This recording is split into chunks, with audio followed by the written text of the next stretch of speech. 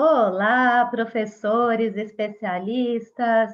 Hoje eu tenho a honra de estar aqui com o professor Macir Bernardo, que é coordenador da Universidade Anhembi Morumbi, dos cursos de marketing, inovação, novos negócios, negócios digitais.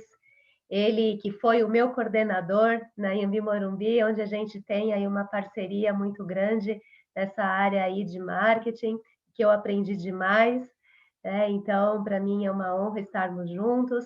Ele também é professor da ECA USP e outras universidades, é consultor, mais de 20 anos, então, o professor Macir, ele é consultor da área de negócios, da área de marketing, então, ou seja, é uma fera aí, né, no assunto. E hoje ele vai nos trazer dicas de empreendedorismo, que é um projeto que ele está desenvolvendo, nome é Plano B, e ele trabalha de várias dicas, né, que ele vai dar aí para a gente de como que a gente consegue aí trabalhar melhor no empreendedorismo.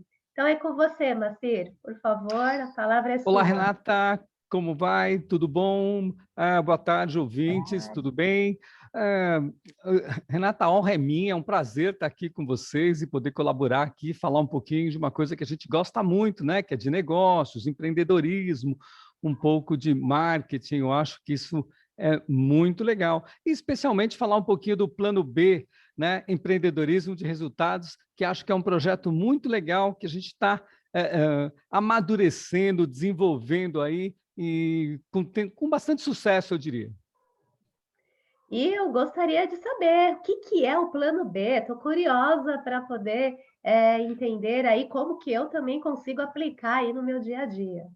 Opa! Bom, Renata, eu acho que todo mundo, né, ou tem ou gostaria de ter um plano B, né? O que é um plano B? O plano B é quando a gente pensa num projeto que você gosta, cultivar flores, jardinagem, tricô, crochê, um projeto de pintura, enfim, qual é o plano B, né? Então, a ideia de desenvolver o plano B é fazer com que você tenha vontade, tenha inspiração para uma série de coisas. Isso um dia pode vir a ser o seu plano A, ou então ele pode até te motivar. Muitas pessoas que a gente conversa, elas têm intenção, inclusive, de fazer com que o seu plano B, né, que essa atividade, seja ela de entretenimento, seja ela esportiva, ou seja uma atividade que, de alguma forma, ele tenha afinidades, ele queira tornar essa atividade principal, ou simplesmente para se manter motivado, para fazer alguma coisa que gosta. Foi daí que nasceu a ideia do plano B. Nossa, que bacana. Então, se eu tenho um hobby, eu posso trabalhar esse hobby como plano B. É isso, mais ou menos? Me explica um pouquinho. Exatamente isso. O plano B é justamente para esse tipo de coisa. E o plano B, ele tem uma metodologia, Renata, que é bem legal, né? É a metodologia ZR, ou seja, metodologia zero risco, né? Bom, aí você vai me perguntar, mas empreendedorismo, né? Zero risco? Pois é, a ideia é minimizar o risco. Então, a gente trabalha de forma que a gente consiga reduzir o risco para as pessoas, e aí as pessoas entram com mais vontade, com mais tranquilidade, sem necessariamente arriscar aquilo que o dinheiro dela, os investimentos dela e as economias. Então, é mais ou menos isso. E como que funciona essa mágica? Não, na verdade não é mágica, né? O método, É seu basicamente, ele método? consiste exatamente, ele consiste em encontrar sempre um problema, sempre, a Sim. partir de um problema. A partir de um problema, é importante que você localize quem tem este problema, né? E, ao localizar quem tem esse problema, venda essa ideia para esta pessoa. E a pessoa, ao aceitar, só aí é que você vai produzir esse valor e entregar o valor.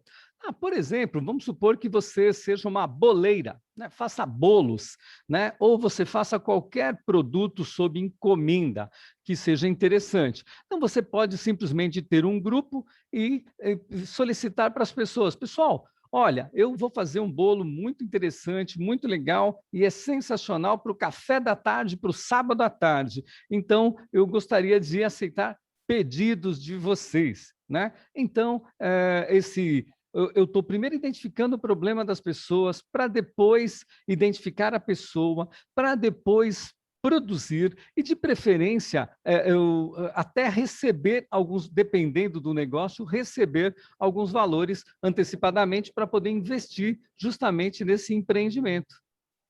Nossa, que bacana! Então, esse método, vamos ver se eu entendi. Primeiro, você verifica as dores, né, para você depois da sua persona, do seu público, e aí depois você trabalha uma solução para solucionar essas dores, e assim você consegue depois monetizar o seu hobby, enfim, né, com essa metodologia que você está desenvolvendo. É isso? Mais ou menos É isso? isso aí. Quando a gente fala em zero risco, essa é a lógica do zero risco, ou seja, Sim. o plano ele tem diversas etapas, né? Então, esta aqui é a filosofia, né? A lógica que a gente trabalha, tentar minimizar o risco em todas as frentes. Ou seja, se eu identificar o problema de alguém e fizer alguma coisa para resolver esse problema, e este alguma coisa que eu fizer custar menos do que o valor que eu consegui criar, ou seja, na diferença, que é o meu lucro, eu consigo, enfim, eu consigo ir para frente, eu consigo viabilizar o meu negócio. Então, esta é a lógica, e ela deve ser pensada em todas as etapas do projeto, sempre quando a gente tiver desenvolvendo e modelando esse negócio como um todo aí. Então, essa lógica, se você for olhar, ela tem aí no dia a dia, a gente encontra muitos exemplos nesse tipo de coisa. Eu poderia dar um exemplo aqui interessante, quando eu era jovem, né, adolescente, Uhum. e eu e mais um colega chegamos na nossa sala de aula, na colegial, aquela molecada do Senai, colegial técnico, eu com a camiseta da Janis Joplin e ele com o Jimi Hendrix. E a molecada olhou, gostou, falou, nossa, que legal, que interessante, né? Naquela época, era pouco comum as camisetas desenhadas, silkscreen e tudo mais. E nós falamos, bom, a gente está produzindo. E aí a molecada, pô, que legal, dá para fazer uma para mim? Claro que dá, né? Olha, cada camiseta desta custa X reais. E aí, a gente recolhia o dinheiro do pessoal e o que nós fazíamos? Comprávamos a camiseta, providenciávamos as estampas e entregávamos. Ou seja, com isso a gente zerava o risco, né? Para não estender muito essa resposta, eu posso dizer para você que com isso nós ficamos 6 anos na Feira de Artesanato de Santo André, 2 anos em Campos de Jordão, em Ribeirão Pires, mais um ano, né? Isso abriu as portas para outros negócios na área de transporte. A história é longa, mas virou numa transportadora e virou depois numa fábrica de plástico que existem até hoje. A transportadora não, mas as fábricas não. Ou seja, são empreendimentos que foram gerando outros empreendimentos e eu garanto para você, com risco zero. Claro, com a nossa competência, com a nossa inteligência, com o nosso estímulo, né, do dia a dia dos trabalhos. Nossa, que bacana. E é isso que é o empreendedorismo, né? Uma coisa vai levando a outra até que você realmente possa empreender de fato, que você consiga buscar soluções. Nossa, que projeto bacana. E qual é o seu público, Macir? Então, até que bacana que você perguntou, viu, Renata? Porque o que a gente tem trabalhado bastante são. Eu já levei essa proposta para pós-graduação, já trabalhei na pós-graduação, já fiz cursos na Exalc de Piracicaba, já fizemos aqui na USP em São Paulo, enfim, vários locais a gente já apresentou. Mas onde eu estou trabalhando a modelagem desse projeto são em comunidades, em bairros. Nós estamos trabalhando com grupos de pequenos e micros comerciantes, né? Pizzaiolos, costureiras, pessoal de floricultura, senhoras que trabalham com bolo, com costura, com uma série de coisas. Então, qual era a ideia? A ideia é convocar essas pessoas que eu sei que já são empreendedores e tentar colocar neles ali um pouquinho de conceitos, um pouquinho de modelos, um pouquinho mais de informação, ampliar o repertório dessas pessoas em relação a empreendedorismo e inovação. Que bacana. E eu fiquei curiosa, como que funciona na prática? Vamos supor, eu sou daquela determinada comunidade, eu tenho meu pequeno negócio, né, eu tenho um salão de cabeleireiro. E aí, como que funciona na prática? Qual é a sua metodologia? Como que vai ser o seu acompanhamento, de forma personalizada ou não? Enfim, explica um pouquinho Vamos mais lá. sobre isso. Vamos lá. Agora, no primeiro projeto, esse projeto, último projeto agora, que nós finalizamos agora nesta quinta-feira, na quinta-feira passada. Hein? Nessa quinta-feira, hoje é sexta-feira, foi ontem o nosso último dia desta turma agora. Então, nós convidamos o pessoal do grupo, montamos um grupo e dividimos em 5 encontros virtuais.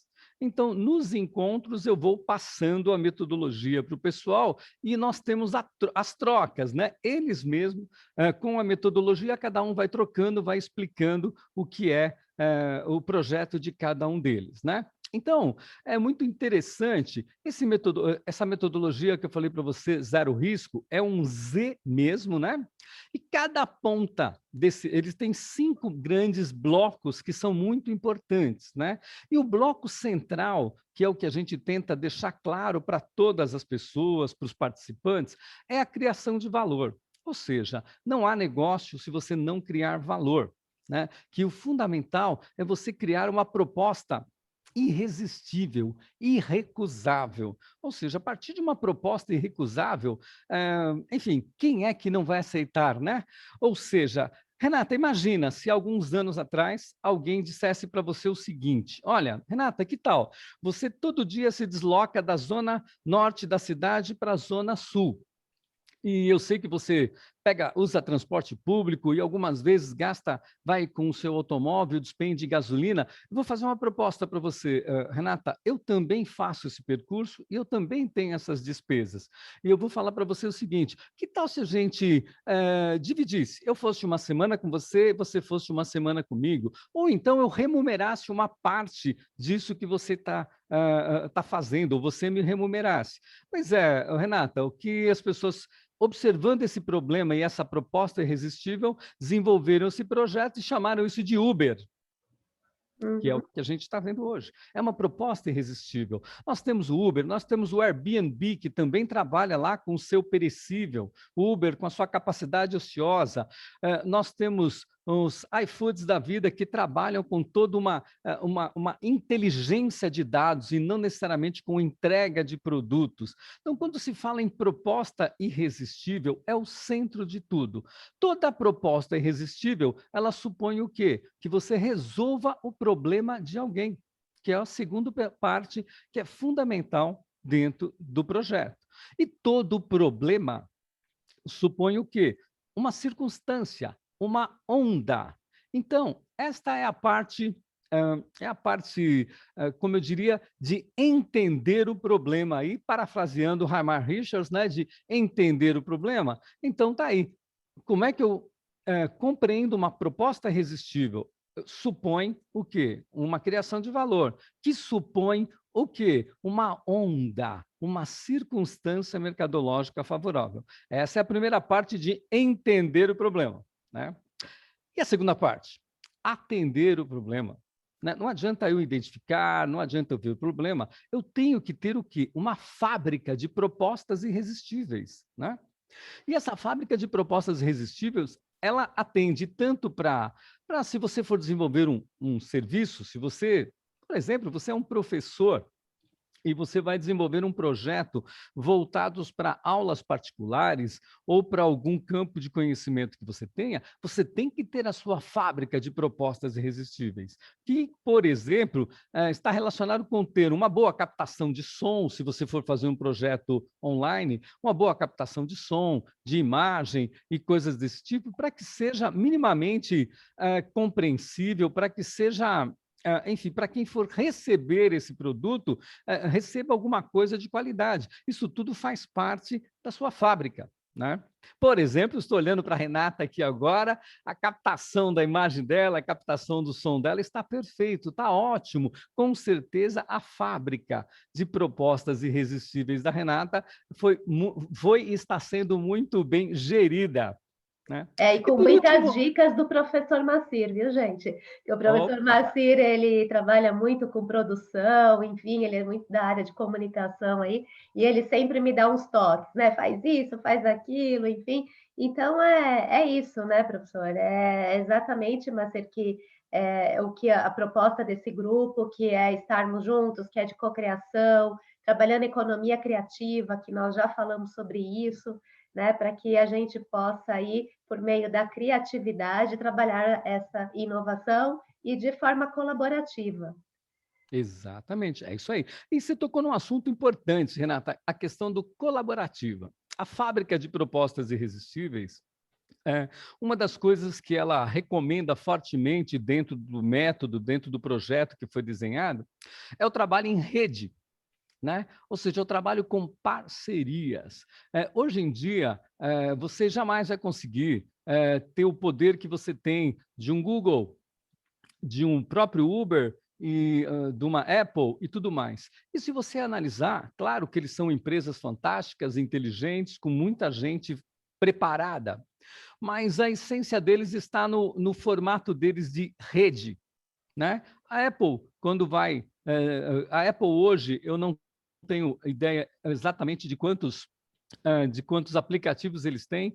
Eu trabalhei um tempo no laboratório de inovação da Apple e na época que eu trabalhei, nós tínhamos cerca de 2 milhões de aplicativos na Apple. Nós, eu digo a Apple no mundo. Esses aplicativos da Apple, veja, para você submeter um aplicativo desse, os aplicativos são submetidos. Você tem que aprender a linguagem iOS, desenvolver um aplicativo, submeter a Apple. Quando aprovado, você vai pagar $100 para poder subir isso na loja deles. Ou seja, nossa, eles têm todo aquele poder, eles têm tudo aquilo, e você ainda tem que pagar para colocar um aplicativo lá? Claro que sim. Ué, você vai pagar, porque você também vai usufruir da parceria da marca Apple, do nome Apple e de tudo isso, né? O grande negócio hoje que eu passo para os meus alunos nesse projeto é que os alunos não têm que ter bons produtos ou bons serviços. Isso é obrigação. Todo mundo tem que ter isso, né? Você tem que ter clientes, né? Você tem que o seu grande negócio, você tem que ter um mercado de clientes, e não necessariamente o mercado de frutas ou de bananas ou disso. Aliás, eu não pensaria em mercados de banana, eu pensaria em mercados de alimentação para resolver o problema e não necessariamente pontualmente um produto, e sim uma solução. E a gente fala muito, né, de solução e que tipo de propósito, né? Então, assim, que tipo de valor percebido, que é o que você bem pontuou aqui, valor agregado que eu estou passando para a minha persona, para o meu cliente, porque é só assim que a gente consegue resolver algo que falta para ele. E é isso que eu falo também no, aqui hoje. A gente fez o pré-lançamento, né, do nosso curso aí, que a gente vai abrir para o mercado e Sim. com esse grupo VIP que estamos com os professores. Então, você falou bem, oferta irresistível. Que tipo de oferta que eu posso ter, que tipo de oferta que eu posso fazer, né, com o meu conteúdo para que seja irresistível? Acho que é pegando o gancho aí do que você está falando, né? Vamos lá, Renata. Então, olha, eu diria o seguinte: a proposta irresistível, primeiro, né, ela vem de um problema de alguém. Na medida que você identificou o problema, então, se você identifica que existem pessoas que tenham interesse em empreender, por exemplo, na área que você desenvolve seus projetos, na área digital, então é muito interessante captar esse problema, né? Qual o problema de fato é o que você tem, né? Qual é o nível? Então, talvez você possa segmentar esses grupos em grupos mais básicos, grupos intermediários e grupos mais avançados. Porque cada um, quanto mais específico for o problema, quanto mais específico for o grupo, mais você consegue identificar esta dor, né? Então, opa, então a Renata vai resolver o meu problema e é fantástico. Olha, o meu problema, na verdade, é apenas ter um bom LinkedIn, um bom Instagram e, eventualmente, um canal no YouTube que, para mim, eu não quero ser um influencer, mas sim explicar para as pessoas quais são os meus as formas de criação. No meu entendimento, isso é uma proposta irresistível, que você tem como passar para alguém, para você explicar para alguém, né?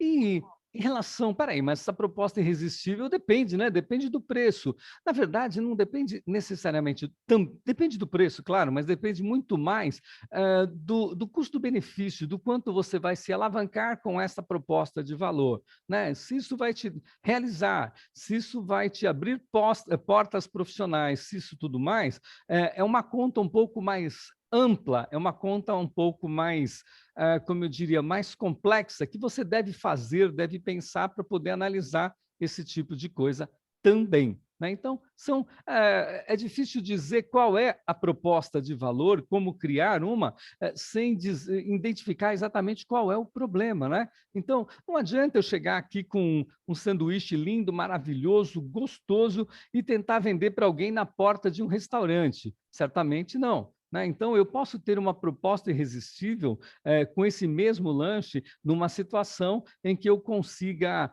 por exemplo, enfim, que a pessoa esteja com bastante fome, que não tenha comido nada, não tenha feito nada. Isso tudo vai do segmento que você escolhe, do local onde você está atendendo, do tipo de produto, enfim, uma série de elementos envolvem aí essa criação de valor para propostas irresistíveis. Maravilha. E você falou de subnicho, né? Então, nós também estamos nesse projeto com subnicho, porque o nicho, né, o mercado de empreendedorismo digital, né, tem muito. Agora, empreendedorismo digital para o nicho de professores universitários, que é o meu subnicho, né, é o meu grande propósito aí. Por quê? Porque a gente está nesse segmento, a gente articula com os professores, e eu vejo aí realmente que a gente precisa passar esse legado para a sociedade. Eu acredito que a gente tem muita proposta de valor com o nosso conteúdo, muito que a gente pode contribuir com o digital, e é por isso que estamos aqui unidos nesse projeto aí para que a gente consiga aí nos ressignificar enquanto professores. Renata, na minha opinião, esse segmento que você escolheu, identificou aí que existe uma demanda, é um segmento espetacular, é um segmento muito legal. Porque o professor ele tem vamos dizer, uma rotina que talvez seja um pouco diferente de outros trabalhos, de outros projetos. E esta rotina, se bem desenvolvida, se bem articulada, se bem planejado com os projetos de empreendedorismo que você está oferecendo, ou seja, o professor vai ter bastante possibilidades de empreender, né? Ou seja, não é uma coisa que te toma, às vezes, o dia todo, ou que precise de um desenvolvimento, enfim, das 8 da manhã às 5 da tarde. Então, ou seja, é um nicho bem interessante, muito legal, né? E especialmente considerando que a gente está caminhando fortemente para a economia cada vez mais para a economia do conhecimento. Então, tantos professores com tantas competências na área que eles atuam, ou até em tantas outras áreas, né? A gente sabe que existem professores que têm como hobby coisas relacionadas à história, né? História de São Paulo, por que não empreender e desenvolver um projeto nesse sentido? A gente vê podcasts, a gente vê projetos de fotografia, ou seja, é um segmento rico, tem um volume bastante interessante e eu acredito que vai ser muito interessante, né? Acho que você vai ter bastante êxito aí com esse mercado. E você também, né? Então, assim, com esse projeto do Plano B, quantos empreendedores que precisam de uma solução, que precisam ter um caminho, uma metodologia, porque assim, o que eu percebo, ideias, né, todos têm, mas e aí, como tirar isso, né, da mente e colocar no papel, como que a gente consegue ter um plano de negócio, de uma forma bem simples, né? Porque o pequeno empreendedor, ele quer facilidade. Uma modelagem, exato. Né? Então, como que você consegue modelar isso para que realmente possa ser simples e com resultados? Então, assim, eu Renata, adorei esse projeto seu. Pode. então, né, até abrindo um parênteses, acho que é interessante, eu tenho uma parceria também, né, que eu sou associado do Instituto de Cidadania Empresarial, que é uma área que é uma instituição que trabalha com instituições sem fins lucrativos. Então, a gente busca muito esse empreendedorismo de impacto, né? Impacto social. Esses projetos que eu estou desenvolvendo, que eu estou modelando, e a gente está fazendo aí uma série de análise, estudos, né? São todos projetos de microempreendedores. Porque qual é o propósito? É que um microempreendedor ele vire um empreendedor e que ele contribua né? Com a comunidade, com o Estado, com o país, com a nação. A gente vê, é muito comum isso em nações desenvolvidas, né? Quando você pega aí Europa, a gente tem muito esse tipo de coisa, né? Então, esse é um dos propósitos também do Plano B, né? Plano B, empreendedorismo de resultados, né? A gente costuma falar que, né, é quase redundante, porque você empreender já é ter resultados, né? E que a gente tem uma matéria-prima fantástica, que é o que a gente recomenda para todos os nossos alunos, participantes e tudo mais, que é a inovação, né? Então, ou seja, você quer empreender, você quer ter resultado, não importa se você vai trabalhar no segmento X, Y, Z, não importa se você vai trabalhar com um negócio pequeno, médio ou grande, né? Mas sempre identifique o problema, né? E use a melhor matéria-prima possível, que é justamente a inovação, né? Ou seja, formas diferentes de resolver os problemas existentes, né?